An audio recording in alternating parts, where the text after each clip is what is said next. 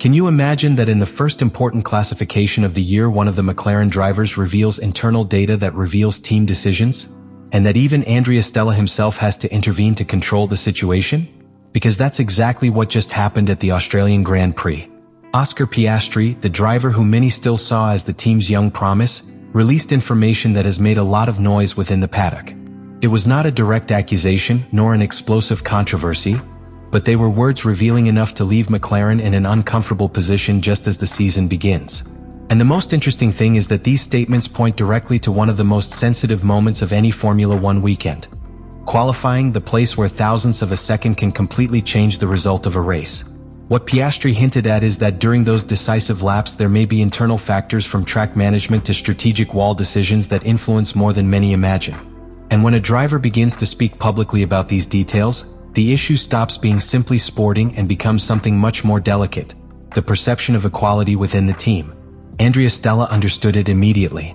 The McLaren boss knows that when two competitive drivers start fighting at the limit within the same team, any small spark can turn into a media storm. That's why his reaction was as quick as it was calculated, trying to change the narrative and present everything as a matter of internal procedures and team communication, not as a conflict between his drivers. But the big question is inevitable. Are we simply seeing a misunderstanding in qualifying, or the beginning of an internal rivalry that could mark McLaren's entire season? Because what Piastri said not only reveals details of what happened in Australia, it also makes clear something much more important. Within McLaren there is no longer a driver willing to accept a second place. And that could completely change the dynamic of the team. But this technical strategy had a direct consequence. If the car was practically the same for both drivers, the real difference was going to appear elsewhere.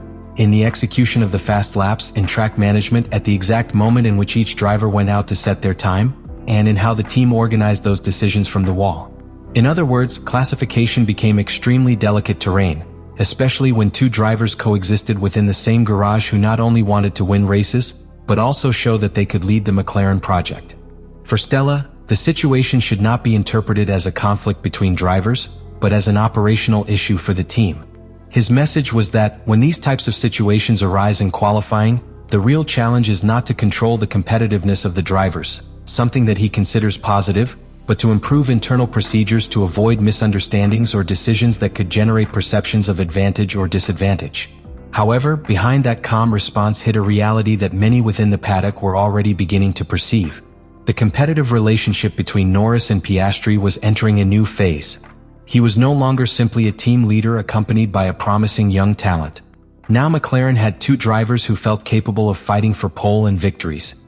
And when that happens, internal management becomes one of the biggest challenges for any team leader.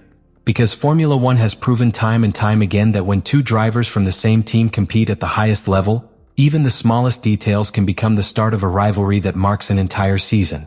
Andrea Stella knows this better than anyone.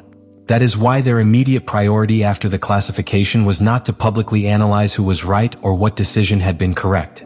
His priority was to protect the team's stability and ensure the narrative did not veer into an internal war within McLaren. Qualifying at Albert Park put that new balance in the spotlight. In this type of sessions, everything happens in a matter of minutes. The teams have to decide the exact moment to send their drivers onto the track, manage traffic, calculate the ideal tire temperature, and coordinate the position of each car to avoid interference. Any mistake in those details can ruin a fast lap, and when two teammates are fighting for the same position, those decisions become even more critical. That is why Piastri's words generated so much interest. The Australian hinted that some of those operational factors during qualifying may influence more than what is perceived from the outside. I was not just talking about the pure speed of the car, but about all those small elements that surround a fast lap. The preparation of the tires, the order on the track, the use of clean air, or even the possibility of taking advantage of the slipstream of another car. Details that, in modern Formula One, can mean several tenths of a second of difference. And when a pilot begins to publicly mention these types of variables, the implicit message is clear. The internal battle is intensifying. Because what Piastri was hinting at was that he no longer saw qualifying as a simple internal process of the team, but as an area where each decision can favor or harm one of the drivers. Andrea Stella immediately understood the dimension of the matter. Since his arrival to the management of McLaren, his philosophy has been to build an environment in which both drivers have equal opportunities and can compete freely. But he also knows that this competitive freedom requires very precise control to avoid internal conflicts that could affect the overall performance of the team. That's why his public response was so calculated. Instead of focusing on insinuations or fueling the media debate, Stella decided to reinterpret the issue as a purely operational issue. According to his approach, when extreme situations occur in qualifying, the real challenge for the team is not to manage the drivers' egos, but to perfect internal procedures so that both have clarity about the decisions that are made from the wall. This approach was not accidental. Stella had already shown on previous occasions that she prefers to defuse any possible conflict before it becomes a dominant narrative within the paddock. Their strategy consists of reducing the emotional burden of the problem and transferring it to the technical field, where the team can analyze data, review protocols, and improve internal communication. However, even with that calm response, within McLaren they knew something was changing. Oscar Piastri's evolution as a driver was altering the team's natural hierarchy. What was previously a structure with Norris as a clear reference now began to look more like a scenario with two real candidates to lead the sports project. These types of situations have marked some of the most intense rivalries in the history of Formula One. When two drivers of similar talent share a competitive car, internal pressure can become a powerful tool to improve performance, or a wear factor that ends up affecting the entire team. And precisely that was the balance that Andrea Stella had to maintain. Allow Norris and Piastri to compete freely, because that competition can raise the level of the team, but at the same time prevent the rivalry from becoming an internal war that ends up harming McLaren's main objective, winning championships. The Australian Grand Prix therefore began to be perceived within the paddock as something more than the first race on the calendar. It was also the first chapter of a story that could develop throughout the entire season. The coexistence between two extremely fast drivers within one of the most competitive teams on the grid. Andrea Stella understood it immediately. As team manager, your responsibility is not just to manage the technical development of the car or the race strategies. It must also protect the internal stability of the team, especially when two competitive drivers share the same garage.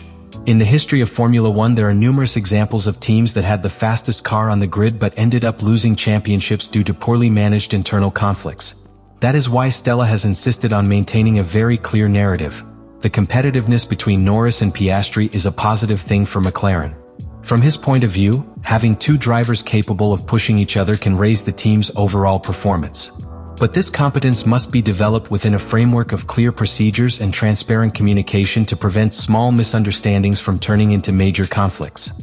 However, even with that calm management philosophy, the reality is that the season is just beginning.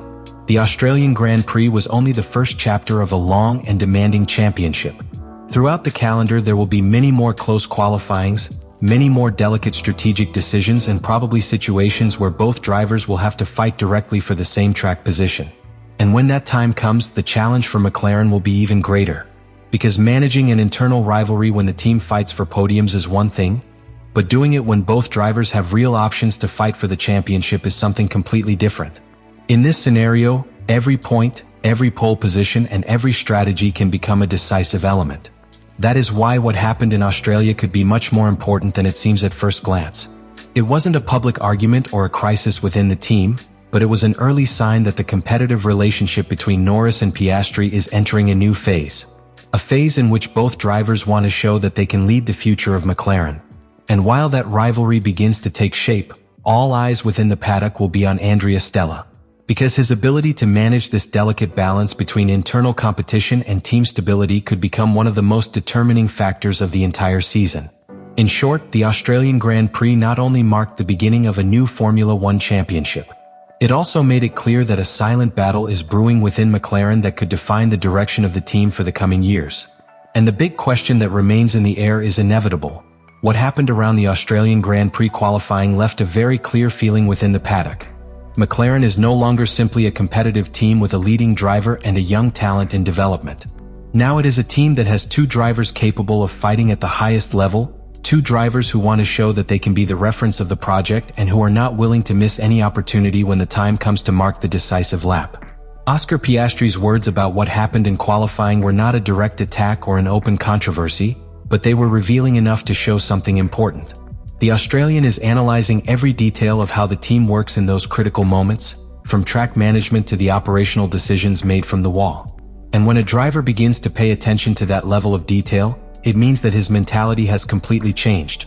He no longer thinks as a growing promise, but as a driver who wants to fight for the maximum within the team.